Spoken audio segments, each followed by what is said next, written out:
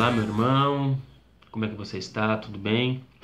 Eu sou o pastor Ricardo Mânica e hoje nós vamos falar de um tema que é extremamente importante para o mundo empresarial, para você empreendedor, para você que quer abrir o seu negócio, que está pensando em abrir um negócio, que é a relação do preço, né? Quanto que eu vou cobrar aí pelo meu produto, pelo meu serviço? Será que o meu preço é um preço condizente? Será que ele é um preço atraente? E o nosso foco vai ser hoje em relação ao preço justo.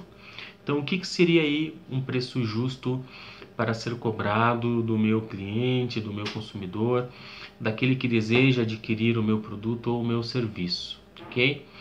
Então, o preço, o conceito de preço, a definição de preço, ele é basicamente essa: um valor numérico que tem que suprir tanto os custos da empresa quanto um lucro desejado por ela, e num preço, num valor, né, que o cliente esteja aí disposto a adquirir. Então, se nós formos identificar, o preço nada mais nada menos do que um valor que a gente precisa identificar, que cobre todos os gastos para o meu produto chegar até o cliente, que me gere um lucro, ou seja, um resultado positivo, e que o cliente esteja disposto a pagar por isso.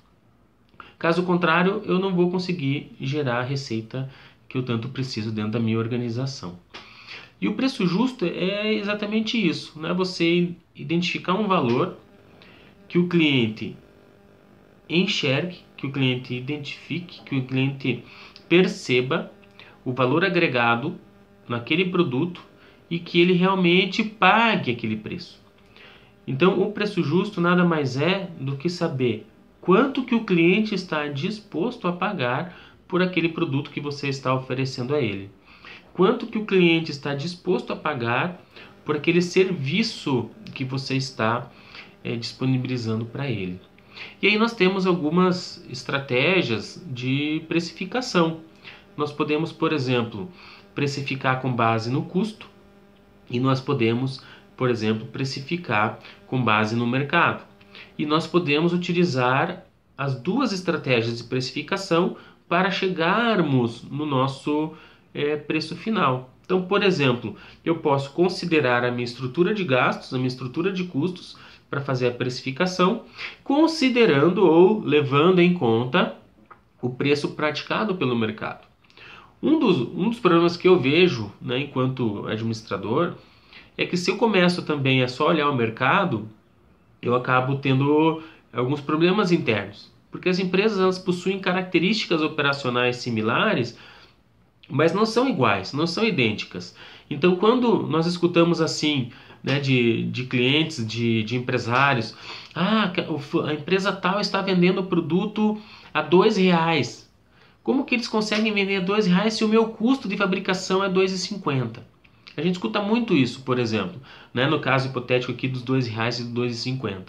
Veja, eu não estou dizendo que eles não estão praticando algum preço predatório, né, para fazer com que você tenha prejuízo, e ele, por ter um capital de giro, um fluxo de caixa melhor, ou por ter ali investidores que possam dar um apoio, também estar operando uma margem de prejuízo para fazer com que você saia no mercado. Não estou dizendo que isso não pode acontecer. Em algumas situações isso acontece, de produtos serem vendidos com subsídio de margem de outros produtos, para fazer com que a concorrência também tenda a baixar o preço, e aí com isso o mercado ter uma competição melhor no mercado, ou concorrentes menores saírem do mercado por falta de preço. Okay? Existe essa estratégia sim de mercado, não é tão comum, porque as empresas também se preocupam com os seus resultados, não é algo que é feito de longo prazo, são períodos curtos, algumas promoções, algumas campanhas que são feitas para fazer com que os concorrentes não vendam, e aí a pessoa tem aí um prejuízo maior e acabe com isso quebrando. Às vezes é uma estratégia de você fazer com que a empresa fique sempre no vermelho para depois ir com a proposta de compra. Então existem N situações e N processos aí que envolvem na precificação de curto prazo. Agora, quando a gente vai falar de uma precificação mais condizente, mais coerente, a gente precisa entender o seguinte: por exemplo, quais são as despesas que você tem no teu negócio? as despesas administrativas, as despesas financeiras, despesas com vendas, por exemplo, que são as chamadas despesas operacionais. As tuas despesas provavelmente são diferentes das despesas do teu concorrente. O custo, via de regra, vamos considerar aí fatores básicos, né? Os custos são custos com mão de obra, se for um processo de transformação, o custo de aquisição, a própria matéria-prima ou produto, e algum equipamento, alguma instalação que você utilize para transformar esse produto. Então aí nós temos os custos de fabricação e os custos inerentes aí à transformação. Se você é um comércio, por exemplo, o teu custo vai ser basicamente o quê? Vai ser matéria-prima, aquilo que você comprou, produto que você comprou, frete e embalagem. Via de regra são esses os custos, tá ok? Então, se a gente considerar, agora focando um pouquinho o comércio, se a gente considerar então que os custos são matéria-prima, embalagem e frete, você vai considerar isso como seu custo. E aí você precisa identificar dentro da tua empresa, e esse é um detalhe importante, quais são as despesas operacionais que você tem. Quais são as políticas de comissão de vendas que você tem. E qual é a margem de lucro que você deseja. Então, nesse sentido, por exemplo, nós podemos usar uma ferramenta que é chamada de markup, ou taxa de marcação. Este markup, ele vai dar uma razão, vai dar um coeficiente em que você vai multiplicar pelo custo de aquisição ou pelo custo da mercadoria. E com base nessa multiplicação, você já tem o preço final do produto, considerando já uma margem que você estipulou, considerando as suas despesas operacionais, comissão de vendas e o próprio custo em si, ok? Então, usando o markup, eu tenho o markup, que é um fator de multiplicação, coeficiente de multiplicação, onde eu determino. Qual é a característica dele? Você tem que ter uma estrutura previsível e estável, ok? Então, por exemplo, se você tem uma variação muito grande nas suas despesas em relação à receita, porque o percentual ele é encontrado com base na tua receita total. Então, se um mês as tuas despesas operacionais são 10%, no outro mês são 15%, no outro mês são 20%, no outro mês é 5%, no outro mês é 10%, no outro mês é 15%, ou seja, ele fica variando, concorda que se você vai ter que mudar o preço todo mês, porque todo mês você vai ter um preço diferente em relação ao markup, então você precisa identificar, ou via de regra você faz uma média, e aí você tem períodos que você vai ter realmente uma lucratividade maior e outros com uma lucratividade menor, e você acaba trabalhando com a mesma taxa de marcação. Ou você vai tendo essa dinamicidade e alterando a taxa de marcação conforme o período vai acontecendo, ok? Então essa é uma ferramenta que é bem interessante de usar. Eu recomendo vocês pesquisarem um pouco mais sobre isso, sobre taxa de marcação, sobre markup. Existe também uma outra técnica de mercado que você pode trabalhar, por exemplo, com preços psicológicos, que é aquele nosso velho 1,99, 2,99, 14,99. Na verdade é 15, mas você acaba jogando 14,99 e aí a nossa mente acaba entendendo que o produto custa 14 e pouquinho, né? E no fim 14 e pouquinho é 14,99. Isso é muito praticado, está bastante disseminado. Nós podemos perceber praticamente em quase todos os ambientes comerciais essa prática do preço psicológico, ok? Existe também a precificação com base no status, com base no desejo. Você determinar a sua segmentação com base no preço. Então, se você quer vender para um público exclusivo, um público mais seleto, você não vai vender a um preço popular, porque daí todo mundo pode adquirir. Então, você acaba aumentando o valor, gerando um diferencial no cliente em relação a status, né, de que poucas pessoas têm aquele produto. Então, quem tem se considera um privilegiado, você pode selecionar melhor os seus clientes e aí você pode cobrar mais por isso, porque você está criando um status, um diferencial para aquele que possui o seu produto. Então você precisa também entender isso, né? Para quem eu quero vender? Qual é o meu público? Para quem que eu estou segmentando o meu produto ou serviço? E aí como que eu vou criar um diferencial para esse cliente que ele perceba o valor e com isso eu consiga ter um preço justo no meu produto?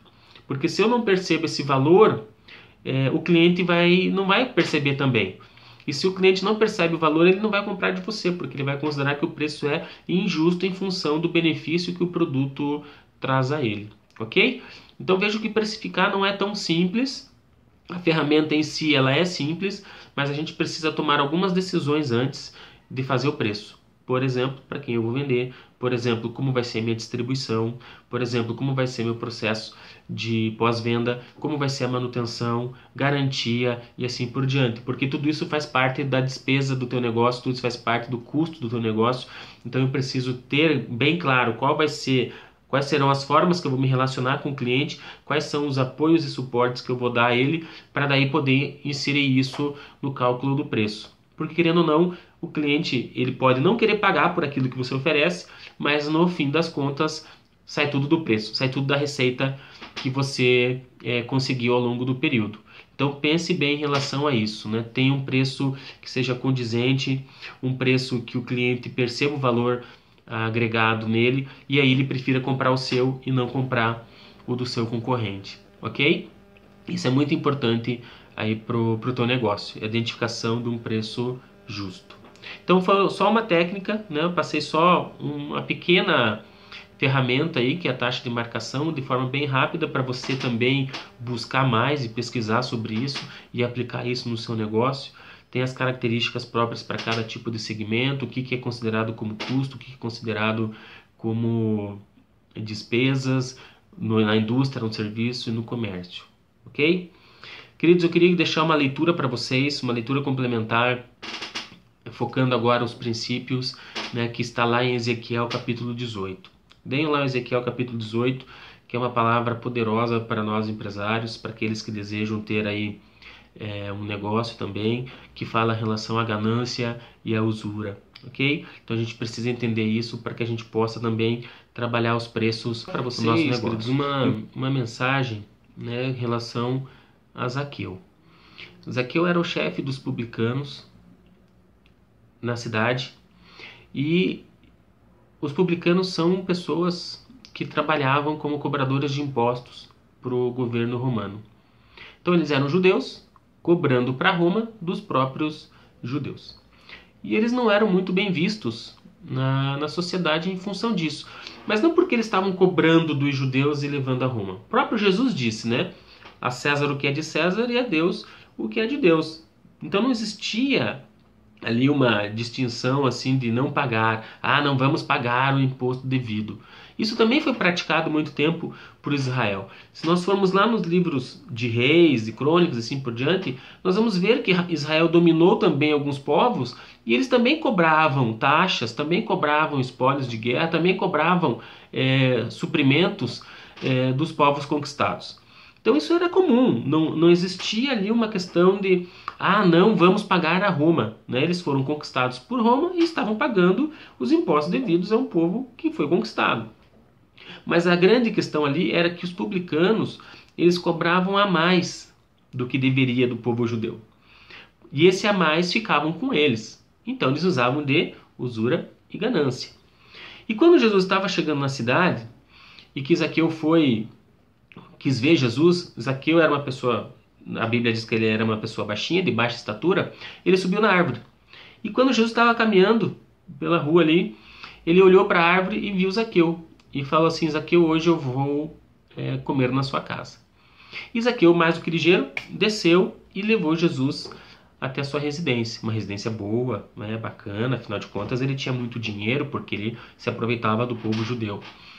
E aí, no meio da conversa, né, tirando o contexto de que os fariseus e os escribas ficavam dizendo que Jesus estava andando com pecadores e aquelas coisas todas, Zaqueu fala o seguinte: Senhor, eu vou doar metade de tudo que eu tenho para os pobres, e se eu prejudiquei alguém, eu vou restituir 4 vezes mais. E aí Jesus olha para ele e fala assim: hoje entrou a salvação na sua casa.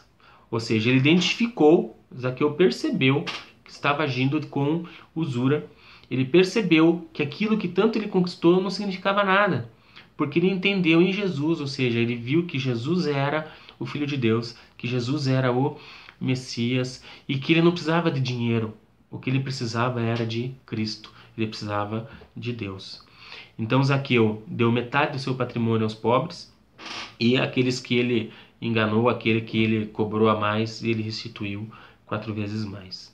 E é isso que eu quero deixar de mensagem para você hoje, né? Como que está o teu pensamento? Né? Você está pensando com ganância, você está pensando com usura, de querer ganhar sempre mais, para poder ter mais riquezas. Mas o que você está fazendo com ela? Onde está guardado o teu coração? A palavra de Deus diz que a riqueza é a raiz de todos os males, o dinheiro é a raiz de todos os males. Por que isso? Porque quando nós pensamos somente em adquirir, em ter, em possuir, nós deixamos todo o resto de lado. Nós deixamos tudo em segundo plano e focamos apenas em ganhar. Mas ganhar para quê? Qual é a questão? Por que você está ganhando tanto? O que você vai fazer com isso? A palavra de Deus diz em Provérbios que aquele que é ganancioso, que tem muito recurso, ou seja, tem um pensamento de usura, os seus tesouros depois serão distribuídos aos pobres. Ou seja, a gente acaba não aproveitando tudo, porque a gente é temporal aqui na Terra. Então a gente tem que viver sim em prosperidade, a gente tem que ter sim esse pensamento de que nós somos filhos de Deus e Deus é o Senhor de todo ouro, toda prata, então Ele nos concede aquilo que Ele bem entender, aquilo que Ele bem desejar. Mas por que Ele faz isso? Para que nós possamos ser canal de bênção às outras pessoas, para que nós possamos, por meio das nossas ações, por meio da nossa do nosso coração doador, nós possamos impactar outras pessoas. Então, o preço no teu negócio ele vai gerar receita. Essa receita está sendo usada para quê? Está sendo usada só para seu benefício próprio? Ou seja, você está tirando todo o lucro da empresa para você e é seu direito. A empresa é sua, você faz aquilo que você achar que é importante e necessário. Não estou aqui discutindo isso. Mas o que você está fazendo? Qual é o intuito? Qual é a tua motivação? A tua motivação é ter uma casa melhor porque o teu vizinho tem uma casa boa? A tua motivação é ter um carro melhor que o teu vizinho tem um carro legal? Qual é a sua motivação? Pense nisso e que Deus te abençoe. Um abraço e até a próxima.